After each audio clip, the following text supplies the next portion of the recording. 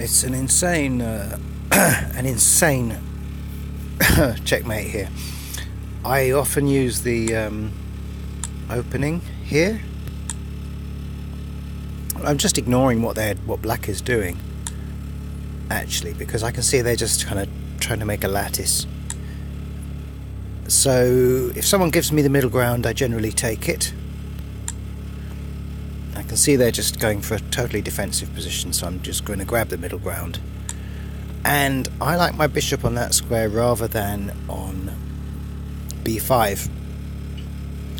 I find it more aggressive, and c4 gives you the option of this crazy sacrifice that I often do, often with great success. And I don't know whether it's successful because it is good or because it's simply people aren't prepared for it. I think it might be a lot to do with the latter.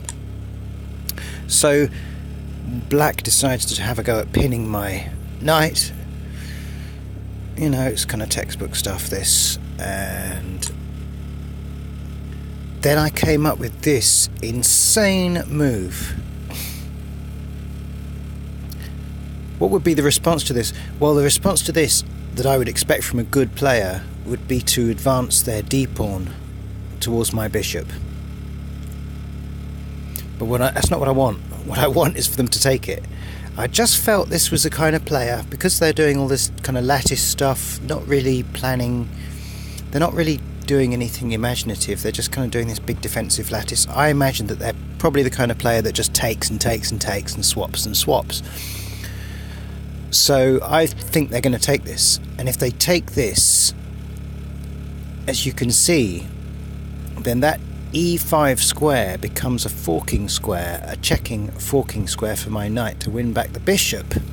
So that means that I can sacrifice my bishop quite freely, because it's not really a sacrifice. So watch what happens.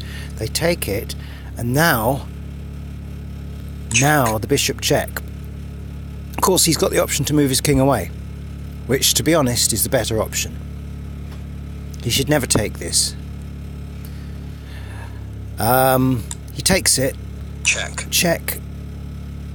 Moves his king away. And then I thought, well, you know, my knight has got a nice station there. He doesn't have a pawn either side. Nothing's going to shift him except for the black bishop or another knight. Nothing else can shift him. So I don't really want to move him, so I'm just going to take the bishop with the queen. I don't like advancing my queen this early, but fuck it, I took it with the queen. And then, of course,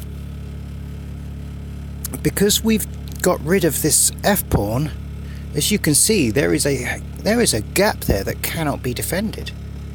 So regardless what he does that.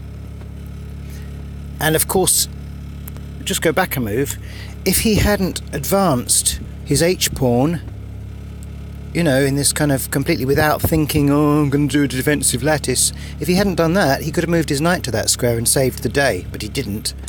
So the only place he can move his knight is here. Checkmate. And it's instamate.